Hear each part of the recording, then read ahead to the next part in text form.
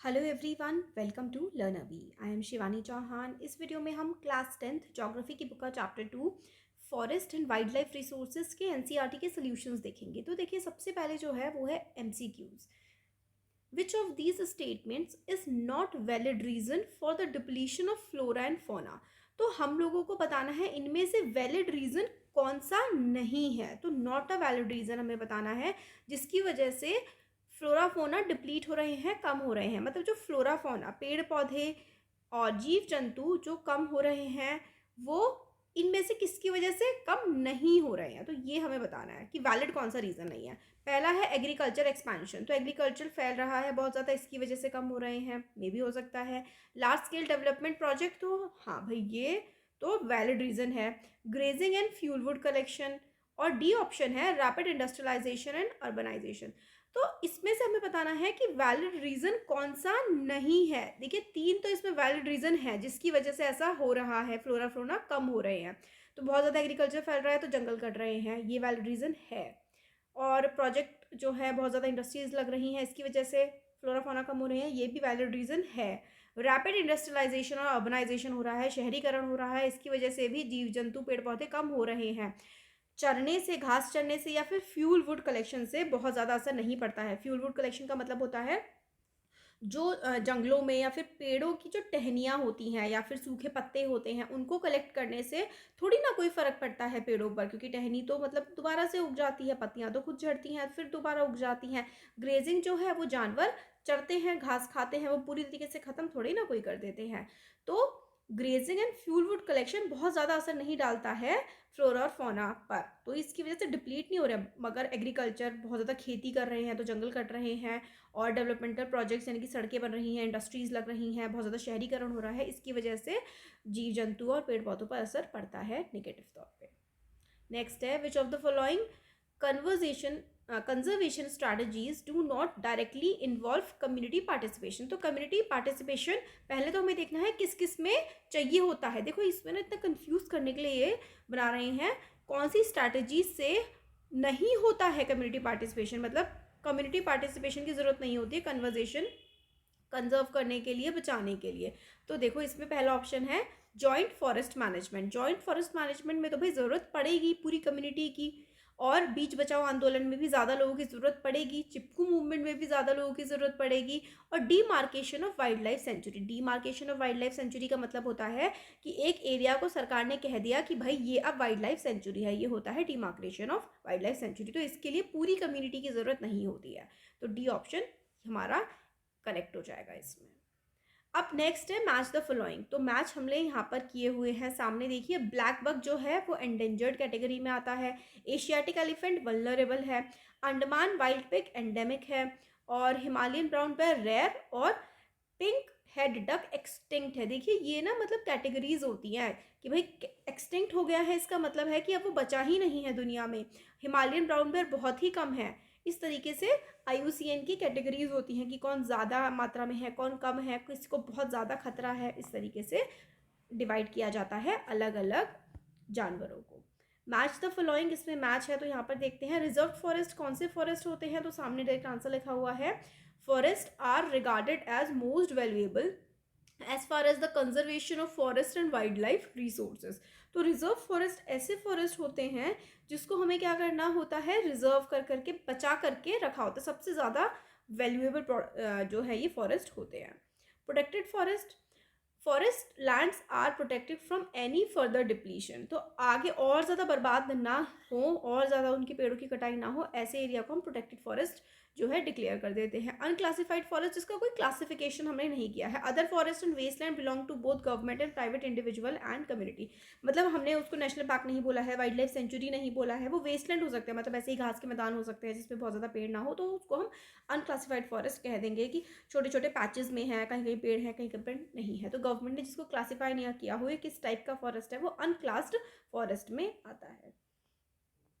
Next देखिए, ये जो क्वेश्चन है इनके आंसर हमें 30 वर्ड्स में देने हैं।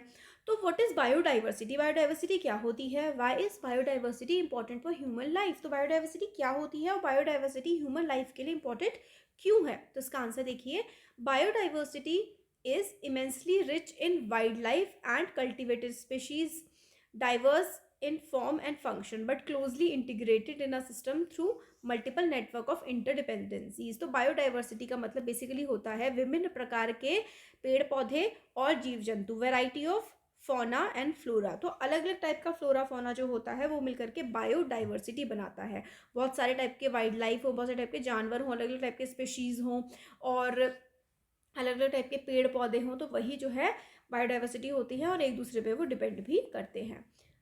बायोडाइवर्सिटी ह्यूमन के लिए क्यों इंपॉर्टेंट है भाई? ह्यूमन लाइफ के लिए भी बायोडाइवर्सिटी बहुत ज़्यादा इंपॉर्टेंट है, क्योंकि ताकि जो इकोलॉजिकल सिस्टम है वो मेंटेन रहे। हम लोग अलग अलग तरीके की फल सब्जियां खाते हैं, अलग अलग पेड़ों से जड़ी बूटियाँ होती हैं, है ना, हर्ब्स होते हैं। तो इकोलॉजिकल बैलेंस को बनाए रखने के लिए जो है बायोडाइवर्सिटी बनी रहनी चाहिए। It is important for human life because human beings along with biodiversity form a complete web of ecological system in which we are only a part and are much dependent on this system for our own existence। तो हम लोग biodiversity पर खुद ही depend करते हैं अपनी existence के लिए। नेक्स्ट देखिए क्वेश्चन है, how have human activities affected the depletion of flora and fauna. तो भाई हम लोगों ने फ्लोरा एंड फोना को खत्म कैसे किया है, फिर कम कैसे किया है भाई? डिफॉरेस्टेशन, पेड़ों की कटाई कर रहे हैं, कंस्ट्रक्शन वर्क हम बहुत ज़्यादा कर रहे हैं, इस तरीके से हम बहुत ही ज़्यादा डिप्लीट कर रहे हैं ह्यूमन हैबिटेशन, एग्रीकल्चर से। Several human activities have affected the depletion of flora and fauna and led to decline in India's biodiversity. Main factors responsible for this damage are habitat construction, हम जहाँ देखो जंगल पेड़ काट के घर बना देते हैं, overpopulation leading to expansion of agriculture, mining, industrialisation, urbanisation and consequent wiping out of large forest area. Forest को काट कर वहाँ पर इंडस्ट्रीज लगा देते हैं, रहने की जगह बना देते हैं, एग्रीकल्चर करना शुरू कर देते हैं, हंटिंग और पोचिंग, जानवरों को मारते हैं, लीगल ट्रेड जो होता है एनिमल की स्किन का, उनके टस्क का, बोन्स का, हॉर्न्स का, जिसकी वजह से वो एक्सटिंक्ट हो रहे हैं। और अगर और हम देखें तो एनवायरमेंटल पोल्यूशन फैला देते हैं हम लोग, पानी वाटर बॉडीज़ को गंदा कर देते हैं, केमिकल वेस्ट डाल देते हैं वाटर बॉडी में, जिसकी वजह से मछलियों की और बाकी जानवरों की डेथ हो जाती है।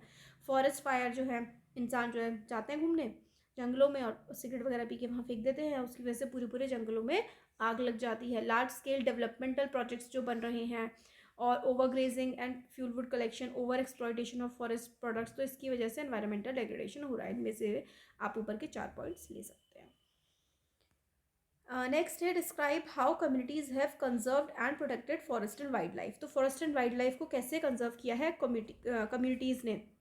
तो इसमें आप चिपकू मूवमेंट के एग्जाम्पल दे सकते हैं, बीज बचाओ आंदोलन का जो है वो एग्जाम्पल दे सकते हैं।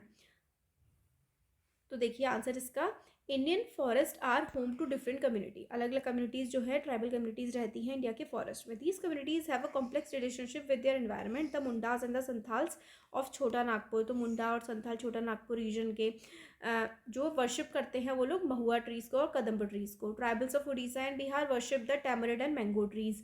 Similarly the Bishnois of Rajasthan hold the antelopes in high reverence. तो एंटीलोप्स की को मतलब काफ़ी ज़्यादा पवित्र मानते हैं बिश्नोई कम्युनिटी के लोग जो हैं। इन कम्युनिटीज़ जो अलग अलग फ्लोरा फोना को जो है इंपॉर्टेंट मानती है और इनकी लाइफ का काफ़ी ज़्यादा इंपॉर्टेंट हिस्सा है, तो इसलिए इनका ये बहुत ज़्यादा ध्यान रखते हैं। Villagers around the Sariska reserve have opposed mining activities in the region as these activities endangered wildlife. तो वाइल्ड लाइफ को नुकसान पहुंचाती, क्योंकि सरिस्का रिजर्व के आसपास जो माइनिंग हो रही थी तो लोगों ने काफ़ी उसका विरोध किया। Villagers in the Alwar district of Rajasthan have banned hunting and लुम्बरिंग activities. मतलब हंटिंग करने से जो है बैन करवाया है और पेड़ों की कटाई करने से जो है वो रोका है। और 1200 hectare area they marked as Bhairodev Dakav Sonchuri. Such activities have help preserve patches of virgin forest land. Virgin forest land होते हैं जिनकी पेड़ों को कई सालों से, सदियों से काटा ही नहीं गया है, उनको बचाने के लिए जो है आसपास की कम्युनिटीज़ बहुत ज़्यादा काम करती हैं, उनको काटने नहीं देती, तो ऐसे वो बायोडाइवर्सिटी को बचाती हैं।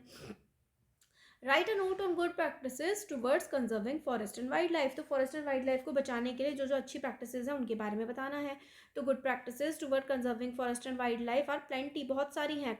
नाउ डेज NGOs जो हैं वो वर्क कर रही हैं creating public awareness for conserving depleting forest cover and vanishing wild life. तो जो वाइल्ड लाइफ खत्म हो रही है या एनवायरनमेंट को कंजर्व करने के लिए काम कर रही है, central and state government in India काफ़ी सारे national park, wild life sanctuary जो है वो सेटअप करे हैं एंडेंजर्ड स्पीशी को बचाने के लिए। Recently developing practices towards conservation is the search for different conservation measures. तो biodiversity is the new byword of good practice toward conserving forest and wildlife. तो बायोडाइवर्सिटी जो है वर्ड है हमने बना मतलब इस तरीके से फेमस किया है कि जिसकी वजह से फॉरेस्ट और वाइल्ड लाइफ को हम कंजर्व कर पा रहे हैं। Various communities specially in tribal areas who are dependent on forest for their living are now taking an active role in the formation of conservation. तो कंजर्व कर रहे हैं हम विभिन्न प्रकार से जो है अपने फॉरेस्ट और वाइल्ड लाइफ को। तो ये क्वेश्चन आंसर्स थे, पसंद आए हैं तो ज़रूर लाइक करें, चैनल को सब्सक्राइब और शेयर करें।